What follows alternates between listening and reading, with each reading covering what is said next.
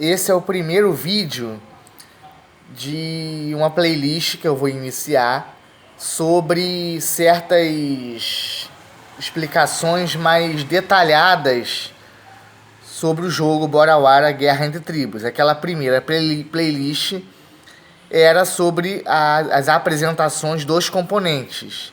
Eu dei algumas pinceladas sobre a aplicação daqueles componentes no jogo, mas ficará muito mais claro quando eu gravar a playlist de Play Game, eu jogando, mostrando na prática como que aquilo funciona.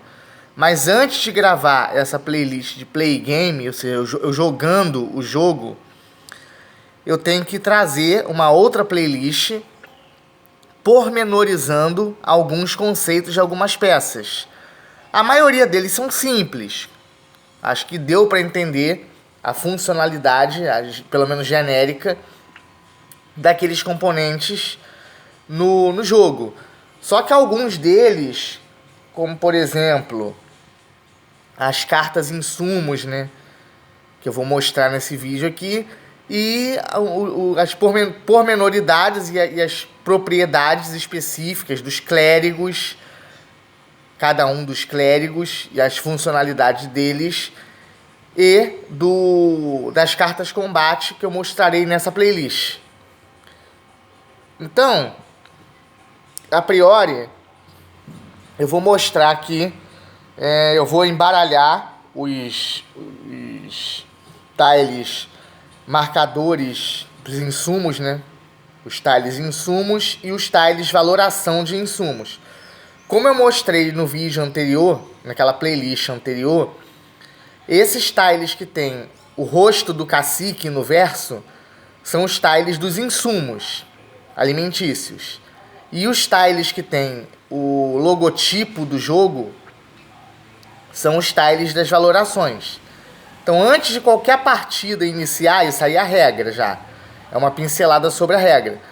Antes de qualquer partida iniciar, eu tenho que embaralhar esses tiles para que sejam definidos quais os insumos que estarão em maior nível de escassez, ou seja, valorados em 6 e em 8, e quais os insumos que estarão em menor nível de escassez, o 2 e o 4. Então eu vou embaralhá-los sobre a mesa antes de se iniciar a partida.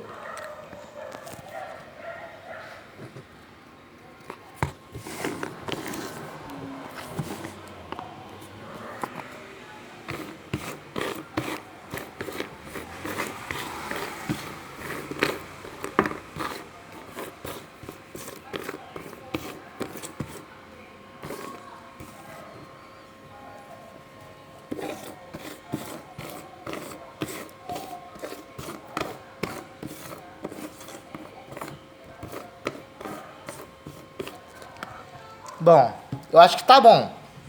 Eu não sei qual que é qual.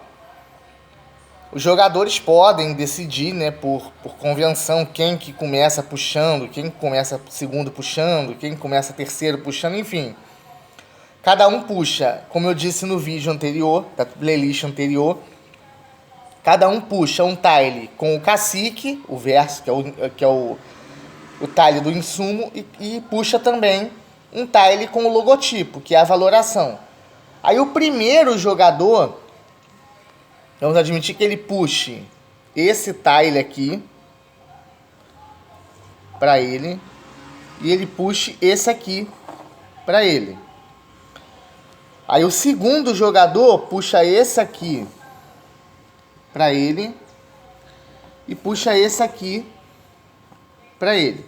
Então o primeiro e o segundo jogador.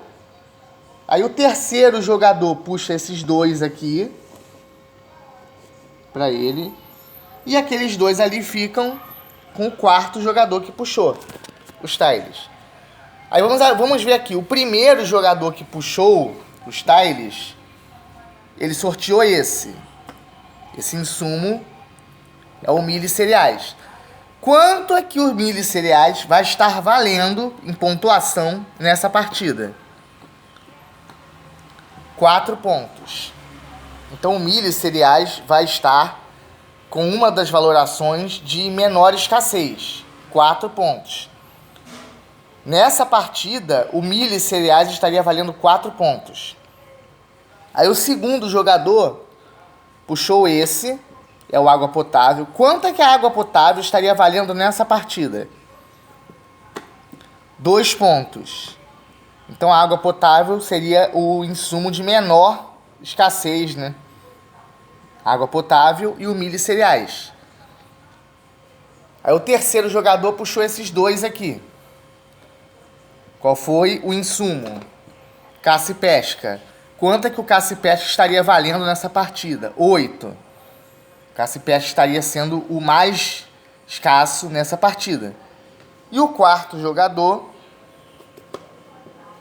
frutas e ervas, na valoração 6. Então nessa partida, o água potável estaria valendo 2, o milho e cereais estaria valendo 4, o caça e pesca estaria valendo 8 e o frutas e ervas estaria valendo 6. 6 e 8 os mais escassos, 2 e 4 os menos escassos. Então admitamos que os jogadores queiram partir da premissa de que o menos valorado para o mais valorado, ou seja, de ordem crescente, na ordem crescente da valoração, o jogador que sorteou o água potável na valoração 2 seria o primeiro a jogar. O que sorteou o 4 do milho e cereais seria o segundo a jogar. O jogador que sorteou o 6 no frutas e ervas seria o terceiro a jogar. E o que sorteou o 8 na valoração do caça e pesca seria o quarto a jogar. Essa ordem também poderia ser decrescente. 8, 6, 4, 2.